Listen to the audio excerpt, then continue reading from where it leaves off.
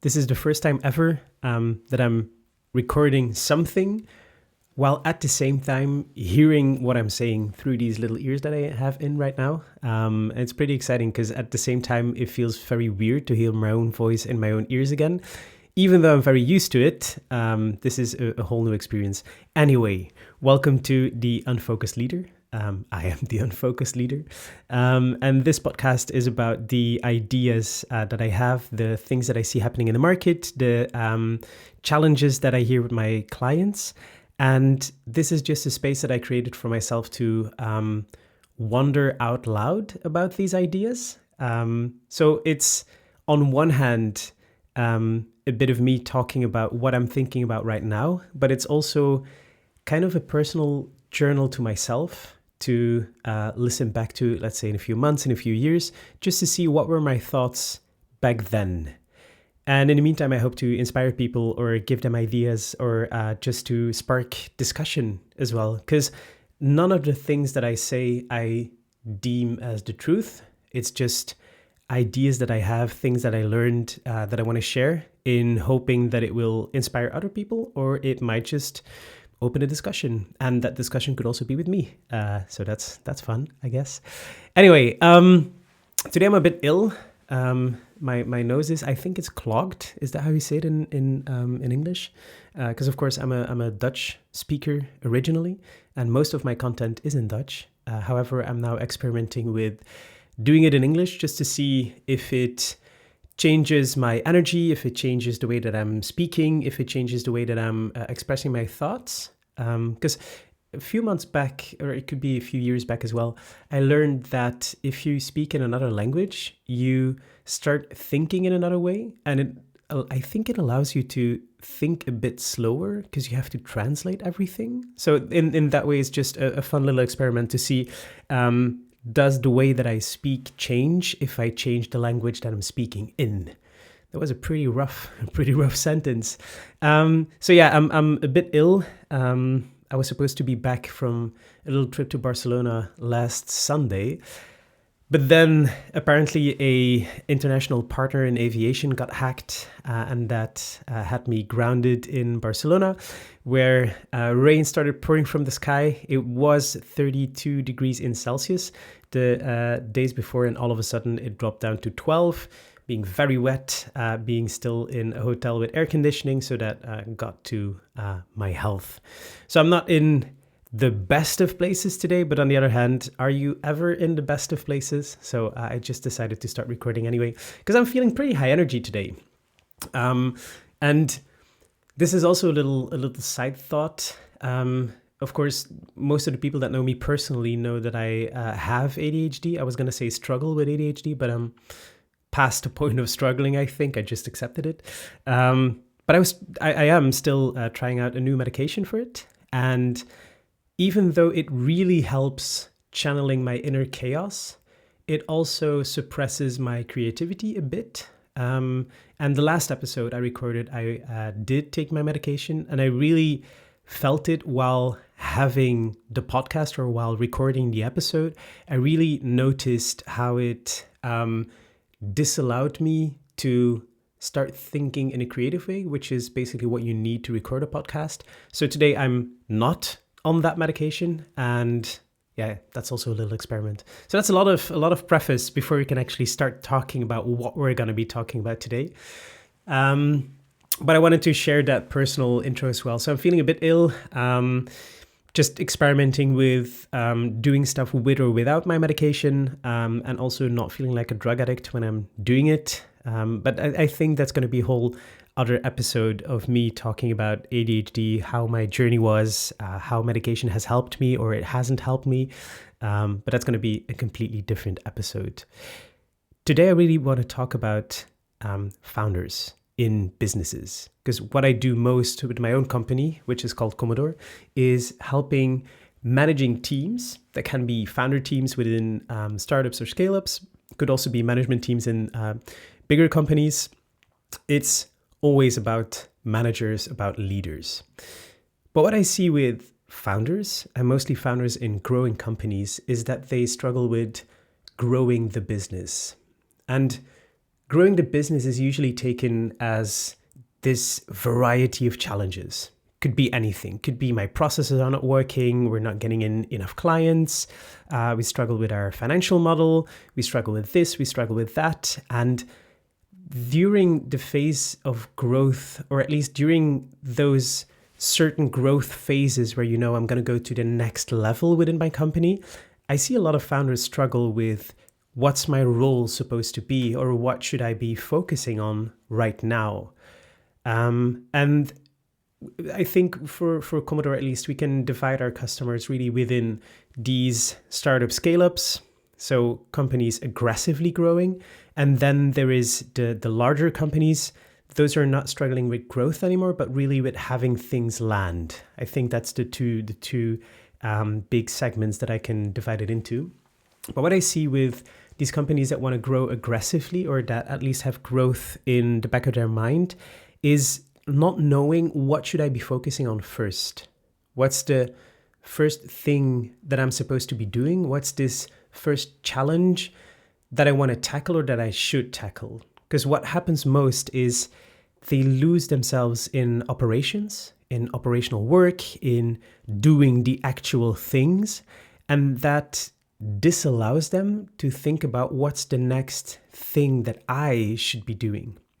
And the reason that I recorded, or at least that I started recording this podcast today, is because I had 3 of these conversations in the past 2 days of people actually wanting to grow their business, but not knowing where should I be looking. What's the first idea that I should be tackling? What's the first thing that I want to solve, or that I want to grow into? And apart from how you should grow your business, I think the most important part there is, what should I be doing as a founder in this growth phase? What should bear my first focus? What's the exact point that I need to start paying attention to? So that's a bit what I see happening today.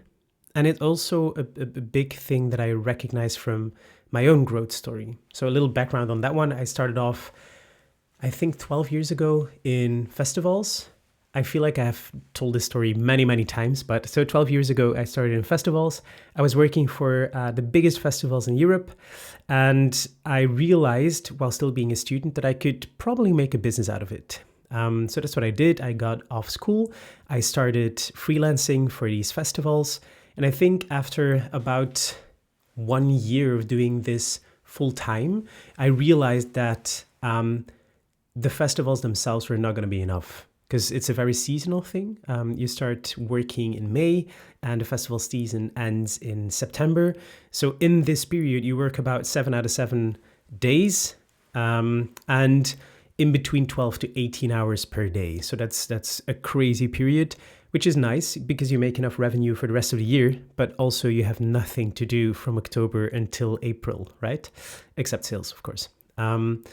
So when I was doing that, I also started consulting. I started basically lending my brain to other companies and see what stuff I could solve for them. And I'm not sure where this exact story is going, but the point that I'm trying to make here is I was dividing my attention in between 2 companies, which left me not enough time to actually think things through. So I was wondering what should be my next step, what am I supposed to be doing? But I was completely held up in projects, consulting projects on one hand, and then the event projects on the other hand. And when really trying to make a business out of this, I fooled myself into thinking, if I'm making a business out of this, I just need to do what I'm doing right now faster with a team. And I thought that was going to solve everything, but it didn't. Because when growing this business, I wasn't really thinking through a plan. I was just, doing what I did. I was doing it with a team. I was trying to lead that team at least. But it wasn't really working out as well as I wanted it to actually work out. And I think that's the first time that I realized, okay, there has to be a way of growing business through a playbook or through a framework that can work for everyone. I think that was my first experience. And then the second one was, let's say, 2 years ago, when I was trying to grow Commodore, the business that I'm running right now. And during these projects and during all of the things that I was doing, I didn't really realize, like, how are we doing sales? How is that supposed to work? How are we growing this business on a revenue level? And if you think of it, growing your business is one thing and one thing only. It's increasing revenue. Done. So all of the other levels or all of the other challenges that come with growth basically lean on this one. It's just creating more revenue. And that's about it. And I hadn't really figured it out. I didn't really know what actually growing that revenue meant. Was it doing more LinkedIn posts, being more present on Instagram? Was it creating a mail campaign? Was it doing outreach? There were so many options that I, in the end, basically did nothing. And I think most importantly, this was a side thought. I always thought I need to be doing the work for our customers, and the spare time that I have, I can invest in growing my business. But that was the wrong way around, and that really cost me a lot of money. Because when was I doing sales? When it hurt me most, when no sales were done. So it was this continuous movement of going up because now I have time to do sales, and then going down because I was in projects, and then going up again because I'm, no projects, I have to do sales, and continuously it was going up and down and up and down. And I think that's what a lot of businesses struggle with as well. And it's a problem that they usually can't really fix because they don't have the time to step away from that business. And so, yeah, that's a bit my own reality, let's say about 2 years ago. And then I started getting into, okay, how do I actually market this business? Because, my funnel had completely dried up. I had no projects whatsoever. I had a runway of a couple of months. And then I realized I need to aggressively change the way that I'm running this business. So I started figuring out my own path, my own way of trying to do business or of trying to sell business, but it wasn't really based on anything. I was just, I was doing some stuff and seeing where it goes. But then one of my idols, his name is Jonathan Courtney, by the way. Jonathan runs a business called AJ & Smart, which is, it's a group of businesses actually. They have 3 in total. He has AJ & Smart Studio, which is design services. Then they have facilitator.com, which is the largest training in facilitation worldwide, and also the best training, I believe. It's teaching you how you can be a facilitator or how you can facilitate as a leader, which is 80% of the job that I'm doing right now. And then they have Partners, which is basically helping other companies grow, basically. So that's Jonathan. And I not only do I really like this man from a personal perspective, but also I know he has done it before. The business that I'm trying to run, he built already. He already knows how it works. He already has done all of the challenges that I'm facing right now. So I knew whatever this man says, I need to take as the bare truth. Done. So Jonathan was working on his own podcast, was talking about founders being more than just a founder. And this idea really interested me, so I decided to join his summer camp. Actually, I just didn't decide to join it. He invited me to his summer camp. Completely different story that I'm going to tell you about later, because I'm very excited about that one as well. So the summer camp, he really used as a platform to talk about founders being promoters. And what Jonathan says is, as a founder, your main job is to promote your business, is to be out there, is to talk about, to lecture about, to have keynotes, to have podcasts, to have YouTube videos on the things that you are doing as a business. And not just, hard selling the stuff that you do, but showing people what you're doing, showing how that's helping your customers, but also sharing your experience and getting your story out there. And for Jonathan personally, that means running his podcast. He has a podcast called The Unscheduled CEO, in which he talks about what he does, what his experiences are, how he lives his life as a founder. And that is his main platform. That's the way he promotes the business, really. being in other podcasts as well. And one of the ideas that Jonathan shared on this summer camp was you need to be spending 80%, that's 80% of your time promoting your business as a founder if you want to grow your business.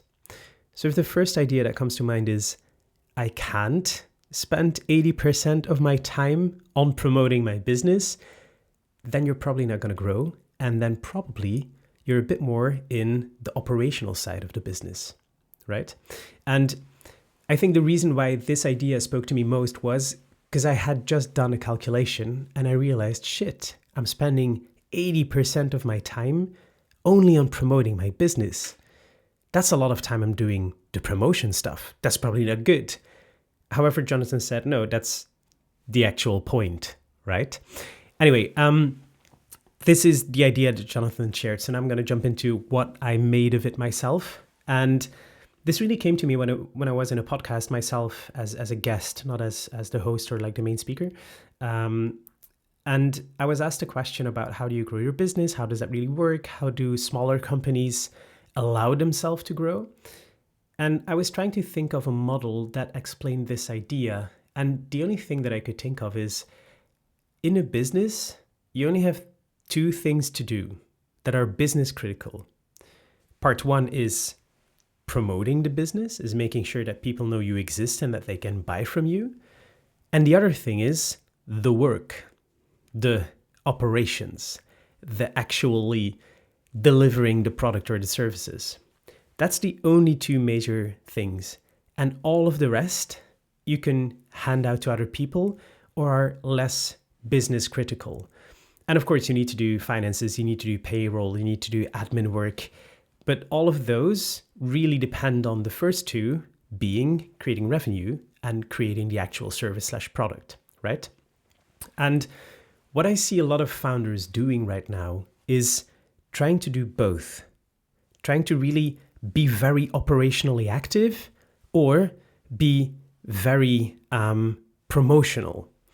And they try to combine the two, which is in the earlier stages, of course, is a pretty good idea because then you know what am I selling, to whom am I selling it, etc., etc.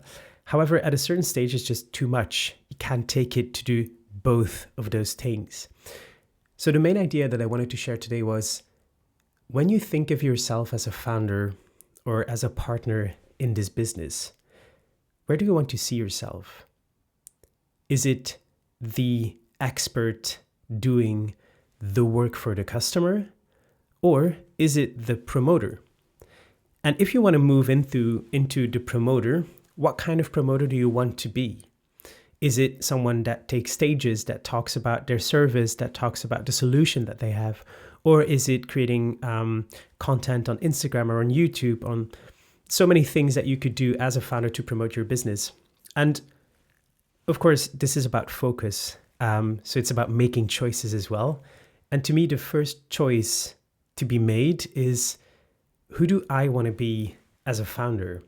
Do I want to be very much out there? Do I not want to be that person? Do I want to still be doing customer work? Yes or no? How do I feel towards this business? And how can I create a business that allows me to do what I like doing? And this is a completely different idea, but a lot of the founders that I hear, and mostly in tech companies, a lot of those people say, yo, I'm just going to go balls to the wall crazy for 3 years, and then I'm going to sell my business. But then what? Like, why are you selling the business? Why do you need this money to then only start doing something that you really like? You might as well just start doing what you like right now, but you need to be really honest about it. What do I want to be doing? When I think of myself, what do I want to be doing? I really like telling these stories. I really like being in a podcast or being on a stage sharing a story one to many people. And I really love being in facilitation as well. So that's the two main things that I want to keep with me. I love to be the promoting guy, to be on that stage, to do such things. And I also love being in this facilitation space with my customers and actually helping them to create a better strategy, to create a better direction that their team can follow. So those are the two things that I will probably keep doing for the rest of my life. And I'm super fine with that. What I won't be doing is the project management behind it, is the administration work, is the other operational tasks that are there within my business. And knowing this allows me to create that space of me spending 80% of my time in marketing, in promoting, and the 20% of my time in doing the operational work. And I'm fine with that. And if you're not fine with that, then you just need to find the right person to do this for you. Or you might think of a model that really does allow you to do this. So when it comes to running your business, when it comes to growing your business, growing towards customers, growing towards more revenue, the first thing that you really need to think about is, where do I see myself within this business in the foreseeable future? This can be 5 years, 10 years, whatever. I don't really believe in 5-year strategic plans. I believe in 1 year only, but it is good to look into the future, or to try to look into the future and think of, where do I want to be as a person at that point? And instead of waiting for it to happen, create your business to run towards that point. Because in the end, running a business, to me at least, is just creating a place where I can have fun. And I want to keep having fun. I don't want to sell my business. Of course not. This is the place where I have fun, where I create the fun that I want to be in. So main idea, think of where you want to be within your company, and then figure out, if I don't want to be the promoter, who is going to be the promoter? And I think that solves about 95% of all challenges within companies that are growing. By the way, if this resonates, if you like these ideas, there's some other stuff that you could follow. I have a newsletter. It's called Not Right Now, which is about focus. It's currently in Dutch. I might think of doing an English version as well. And also in 2 months, the end of November, we have our first one-to-many training on leadership. Not just leadership, but strategic leadership. Like, how do you make sure your strategy lands within your business, supported by you as a leader? So at the end of November, it's a 2-day physical training, because I really believe in physical stuff and not just in the digital, very short-term things.